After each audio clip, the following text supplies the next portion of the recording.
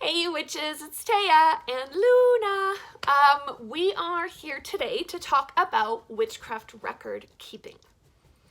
So, stick with me because I do have all of my books of records that I have here. Some of them you've seen, some of them that you haven't, and I will share those with you and sort of what I keep in them and what I use them for. So what am I talking about when I'm saying witchcraft record keeping? So kind of some obvious stuff like spells and rituals, right? You want to keep a record of the spell work that you've done, of the rituals that you've performed. You want to keep up all your usable information. So things like correspondences, moon phases, planetary information, color correspondences, all that sort of stuff, right? I like to have so that I can just pull one book. So, I want to sit down and say, put together a spell or a ritual. And I'm like, okay, what do I need to do? I can pull my Book of Shadows. It's got planetary information. It's got moon phases. It's got correspondence. It's got all the things in it that I need, and I'm not going to like 17 different books. You could include inspiration. So I like to have a lot of just poetry, even just passages from books that I've read that I just got me fired up, that got me excited to be a witch, that got me proud to be a witch. And so when I'm feeling a little disconnected, I can go back and read those inspirational passages. Basically, you want to record what you're doing, what you're reading, what you're experiencing, and all your thoughts and feelings on all of those different things we talked about, like your spells and your rituals, etc. And just basically anything and everything that you can record about your journey. Why? A few reasons. First of all, a personal reference, right? I think that it's really helpful to be able to chart your growth on your path so that you could go back after a time and see where you've come from, how you've developed over the course of a year, over the course of 2 years, 5 years, 10 years. I know I started my Book of Shadows in the fall of 2019, and my practice has changed since then. I recorded gods and goddesses in there that at the time I was working with, that I don't work with anymore. And that's not bad, right? It's still great information, and it shows me where I've come from, how I've come from this sort of eclectic, I don't know what I am, to this more traditional witchcraft path. It's very based on my Scottish ancestry. And I can actually see that progression in my Book of Shadows. Again, to have that easy reference, to just be able to pull 1 or 2 books and have everything you need instead of having information scattered throughout a whole bunch of different books and texts that you've accumulated. And maybe it's to create a record to share with others. We don't always share with everybody else. I know I have books that I share, books that I don't. I consider maybe you want to pass it down to your kids, right? Maybe you're creating your own tradition and you want to pass that along your family line. Maybe you want to share it with other practitioners. Maybe one day the historians will get their hands on your book, and when they're documenting witchcraft in the 21st century, your book is going to be a pivotal piece of research material. Who knows? So there's lots of reasons why you might want to keep these records, but I think the biggest one is that personal reference and that personal growth and development, and to have that easy reference. Those are the 2 biggest ones that I find. So how do you do it? Basically, you just need to write down everything. And make a habit of it. But part of what you want to record is those minutiae that don't seem all that important, but over time they are. And I'll give you an example in a second. Write it freeform, just like journaling. It doesn't have to be anything official. You can just sit and write. Just sit and write out, do some journaling. Do it a couple of times a week. Talk about what's going on in your practice, how you're feeling, what's gone well, what's not going well. What are you reading about? What are you researching on? Some people like to use templates and forms for some things. You can create them yourself. You can buy them like on Etsy. You can find free examples if you just Google witchcraft records. Things like maybe a tarot sheet or a spell, right? A spell creating, kind of a recipe for doing your spells. I know like for the tarot, I created one. I do a 5-card draw. So it's got pictures of the 5 spots to draw in what the 5 cards were. And then the minutia, like what deck did I use? What date and time did I do it? And what deck did I use? Now, right now I've only got 2 decks. I can look at those pictures and I know what they are. But you know what? 20 years from now, I might be on my 7th or 8th deck. And I might have gotten rid of these decks and I'm looking at them going, oh, which one was that? So at the time it doesn't seem that important to record, but it takes 2 seconds to just write it down, and then I know, you know, for future reference, I know exactly what deck I was working with. So where do we do this?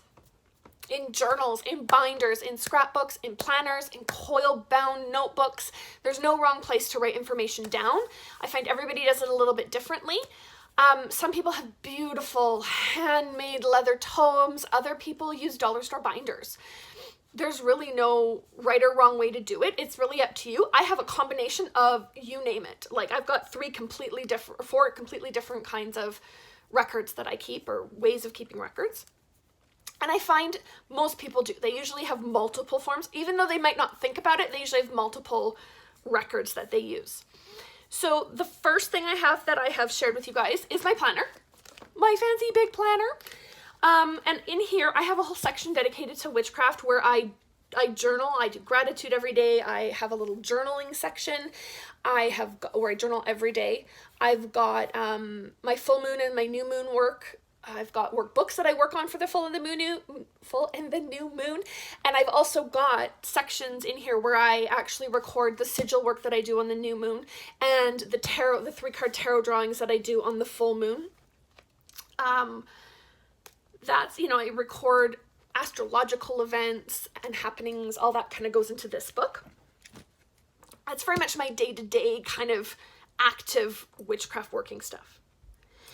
Then I have this book here, which you've seen, is my Book of Shadows. I like to think of this as the Instagram of my witchcraft practice. In here, I don't keep correspondences. I have a separate book that's full of correspondences, so I just keep that book. But I didn't create it myself, so it's not one of my records. But in here, anything that's important, anything that is important to my practice goes in here. So if I'm going to put together like a spell or a working, I can just grab this one book and it's all documented in here. I also do my journaling in here. And this, I do journaling every couple weeks, maybe once a month, just about, hey, here's where I am right now. I keep track of all the books that I'm reading. I do little write-ups about them. You can check that out in my Book of Shadows video. I'll link that and the planner one down below. Then I have this beast.